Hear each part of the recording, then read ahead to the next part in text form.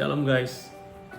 Hari ini kita punya kebiasaan yang jadi berbeda ya. Biasanya kalau Minggu kita selalu ada di gereja, kita beribadah dari pagi, bahkan ada yang dari pagi. Gua tahu pasti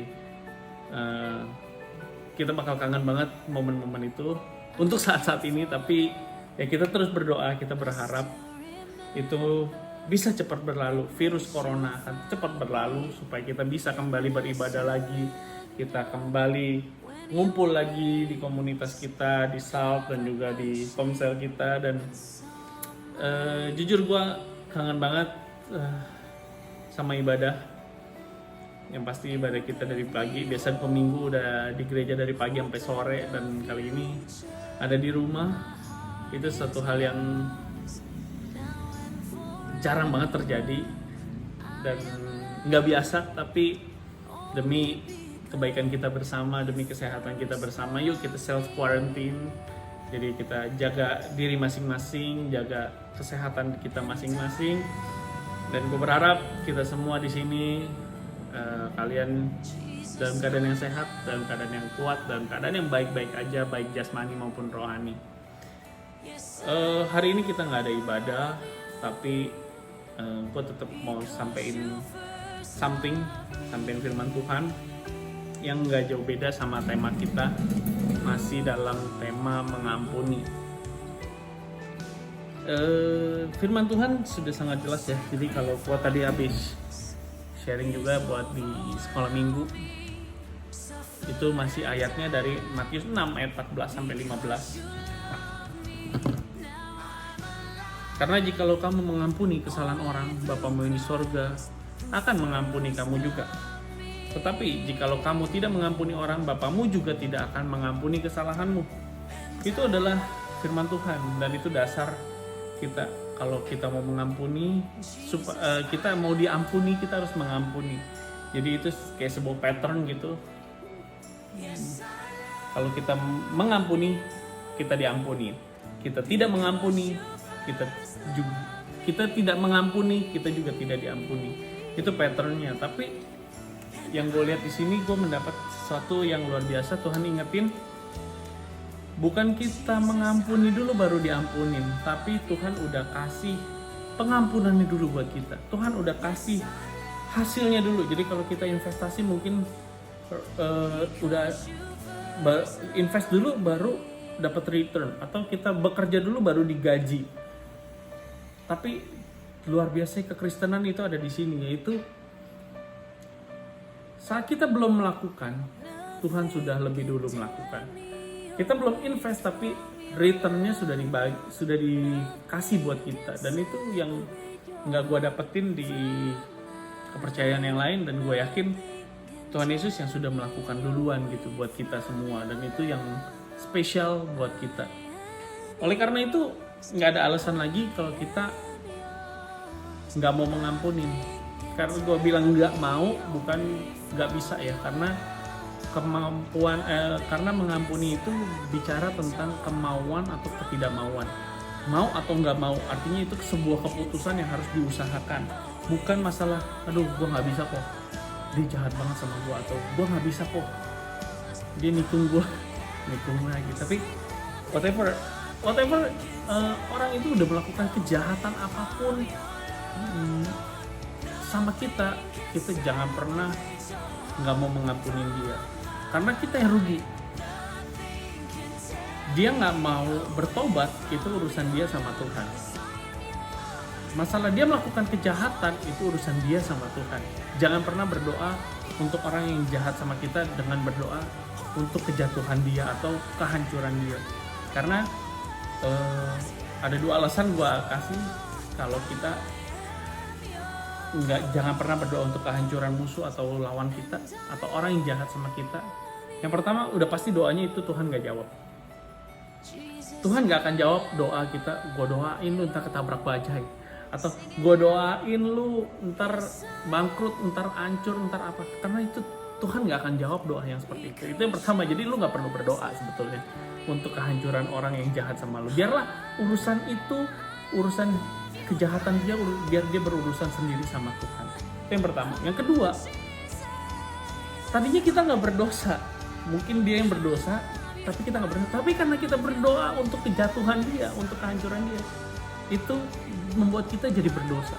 Jadi buat apa gara-gara kita ngedoain orang yang padahal ngedoain yang jelek lagi gitu, itu bikin kita jadi berdosa dan Tuhan sedih jadinya gitu. Ya udah, biarkan orang yang jahat sama, oke, dia udah sejahat apapun dia sama kita, sejahat apapun apa yang dia lakukan, biarlah dia berurusan sama Tuhan, karena Tuhan adalah hakim yang adil, dan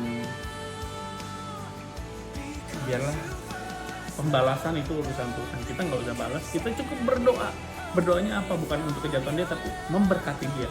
Oke, Tuhan, dia udah jalan sama gua, dia udah bikin gua sakit hati, bikin gua kesel, bikin gua marah, tapi gua berdoa, I bless him, I bless her, I pray for you. Kalau ini kita, yuk, gua akan berdoa buat lu, untuk kesejahteraan lu, untuk kebaikan lu, untuk gua mau ucapkan berkat buat dia.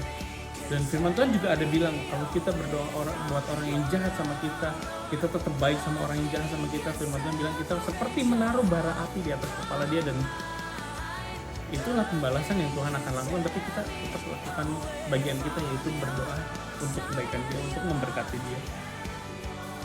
Jadi mengampuni bukan masalah bisa atau nggak bisa, dan itu yang pertama. Yang kedua, mengampuni, kenapa kita harus mengampuni? Karena Tuhan sudah mengampuni kita terlebih dahulu.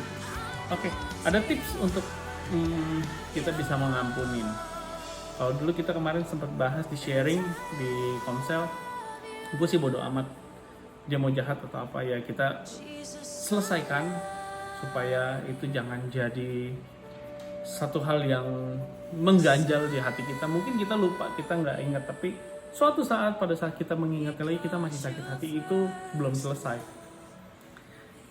Pengampunan itu selesai sampai kalau kita ingat masalah itu, kita ingat case itu, kita nggak lupa, kita ingat kasusnya, bagaimana kejadian itu berlangsung, atau cara dia menyakitin kita berlangsung, tapi kita sudah nggak ada rasa sakit lagi. Itu pengampunan yang sejati maksudnya. Jadi jangan ada masih ganjel di hati. Itu yang pertama. Jadi yang pertama, tipsnya untuk bisa mengampunin, tadi gue juga udah bahas sekolah minggu. Yang pertama, kita berdoa. Udah pasti. Doa itu bukan cara terakhir, dan juga bukan cara yang udahlah, daripada gue nggak bisa apa-apa jadi berdoa. Bukan. Doa itu harus jadi senjata kita yang pertama dan paling utama. Jadi berdoa, minta tuntunan Roh Kudus, minta pimpinan Roh Kudus untuk kita bisa mengampuni orang yang bersalah, yang menyakitin kita, yang udah bikin kita kesel, bikin kita emosi, bikin kita dendam. Kita butuh Roh Kudus untuk kita bisa mengampuni, melepaskan pengampunan buat dia. Yang pertama. Yang kedua, kita baca firman Tuhan, yang pasti kita baca terus saat teduh kita punya hubungan pribadi sama Tuhan. Kita terus baca Alkitab. Karena apa? Di dalam Alkitab ini kita tahu betapa besar kasih Tuhan sama kita, betapa Tuhan mencintai kita, betapa Tuhan mengasihi kita sampai dia rela jadi dia bayangin, dia raja di atas segala raja, bukan cuma sultan ya. Kalau sultan aja kan kita kadang, anak sultan, gaya sultan, itu orang udah paling the best banget, kaya banget gitu kan. Nah ini raja di atas raja, lebih dari sultan gitu kan. He's the king of kings. Dia mau lahir di palungan, kandang domba, hina. Missionnya cuma satu. Missionnya cuma nyelamatin kita, nyelamatin lo, nyelamatin gua. Yang sebenarnya kadang bahkan kita masih bandel gitu ya, masih cuek sama karya penyelamatan Tuhan dikasih salib, biasa aja. Enggak, itu luar biasa. Tuhan nyelamatin kita, dan dia betapa dia sayang sama lo dan gua.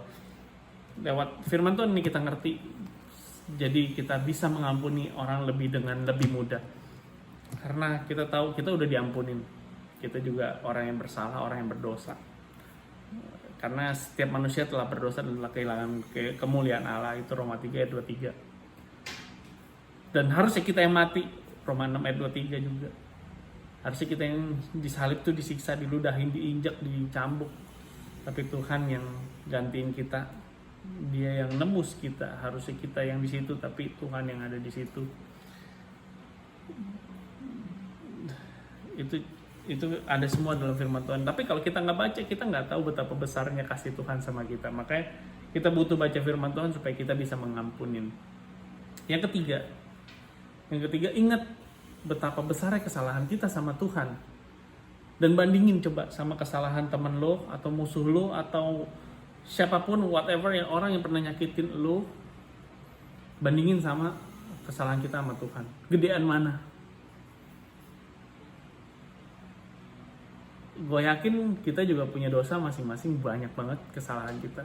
Kalau dia kesalahan sama kita, mungkin dia kesalahan dia aja banyak, tapi ke beberapa orang.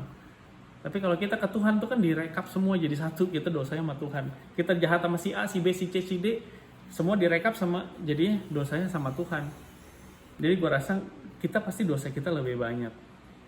Bahkan dosa sama diri kita sendiri juga, kita dosanya sama Tuhan. Kita nggak menjaga tubuh kita ini juga, kita dosanya sama Tuhan. Jadi gue rasa ingat yang itu, betapa besarnya kesalahan kita yang sudah kita lakukan dan Tuhan udah ampunin. Jadi kita harus juga ampunin, dan kita harus memutuskan dan mengusahakan untuk mengampuni orang yang bersalah sama kita. Oke, kalau misalnya dia udah jahat banget, parah banget, sampai dia dosanya lebih banyak dosa dia daripada dosa gua. Itu cara yang ketiga. Yang keempat masih ada caranya. Ingat cara kita mengampunin. Dan bandingin sama cara Tuhan Yesus ngampunin kita. Tuhan Yesus ngampunin kita tuh ya, disalib. Sebelum disalib, dia dipakai mahkota duri, dicambuk, disiksa, diludahin. Apalagi ya, lambungnya ditusuk, tangan dipaku, kaki dipaku. Bahkan dia pikul salib, jalan di Golgota, ditendang-tendang. Wah, pokoknya parah dah Tuhan Yesus. Nah, bahkan terakhirnya apa, endingnya mati. Mati buat kita, buat nebus dosa kita, ngampunin kita. Jadi kalau kita ngampunin orang yang bersalah sama kita belum sampai mati, gua rasa kita masih harus mengampunin dia. Itu yang keempat. Yang kelima yang gua dapat dari Tuhan, ya gue pernah share juga ini, kalau forgiveness is a greatest gift that we give to God, not for your enemies. Jadi kalau kita ngampunin, itu adalah hadiah yang terbesar yang kita kasih, kita berikan, bukan untuk musuh kita, bukan untuk lawan kita, atau whoever yang pernah jahat sama kita, siapa aja yang pernah jahat sama kita. Tapi itu adalah hadiah yang terbesar yang kita kasih buat Tuhan. Karena apa? Firman Tuhan bilang kita harus mengampunin. Dan kalau kita mengampuni, berarti kita telah melakukan firman Tuhan, dan Tuhan disenangkan. Betapa bahagianya kalau gue sebagai orang tua ngelihat anak gue anak yang taat, anak yang nurut. Dibilangin A, dia nurut. Dibilangin B, dia nurut. Dan gue senang sebagai orang tua. Ini aja gue manusia yang jahat aja tahu bisa senang kalau anak gue taat. Gue punya anak taat. Betapa lebih bahagianya Tuhan kalau kita jadi anak yang taat sama Tuhan. Kita anak-anak Tuhan kan. Kalau kita anak-anak Tuhan, yuk kita jadi anak-anak yang taat dari firman Tuhan.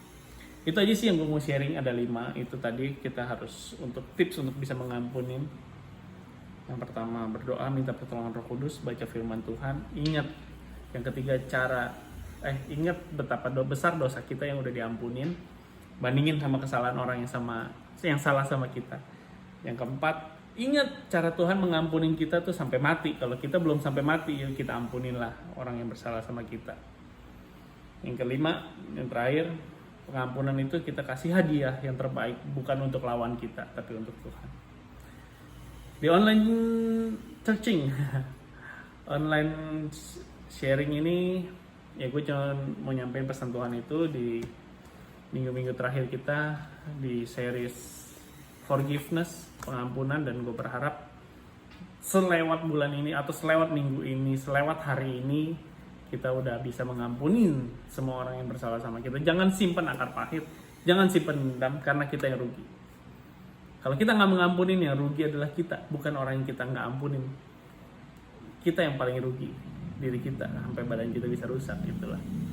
Dan gue berharap minggu depan masih belum boleh beribadah, tapi di minggu depan lagi kita mudah-mudahan udah bisa beribadah lagi. Dan gue berharap kalian semua sehat, kalian semua dalam kondisi yang baik, nggak cuma jasmani tapi rohani. Karena buat gue adalah gue paling bahagia, gue paling senang, dan ini gue pengen banget nyampein dari kemarin. Gue belum ada kesempatan, tapi gue mau nyampein sebagai orang yang dipercayakan sebagai mentor atau sebagai kakak rohani. Nggak ada hal yang lebih bahagia kalau denger atau kalau melihat adik-adik rohani gue atau anak-anak didik di bawah mentoring gue tetap dalam iman, percaya Tuhan Yesus, tetap hidup benar dalam Tuhan Yesus. Karena gue percaya di dalam kehidupan yang benar, di dalam kehidupan kita sama Tuhan, kita dekat sama Tuhan, di situ adalah kekuatan, dan di situ kemenangan kita, di situ kesuksesan kita, kebahagiaan kita kalau kita bersama-sama dengan Tuhan. Dan itu yang gue harapkan kalian alamin semua dalam kehidupan kalian. Oke, sedikit renungan singkat dari gue. God bless you. Have a nice Sunday. Have a nice and a long holiday. God bless you.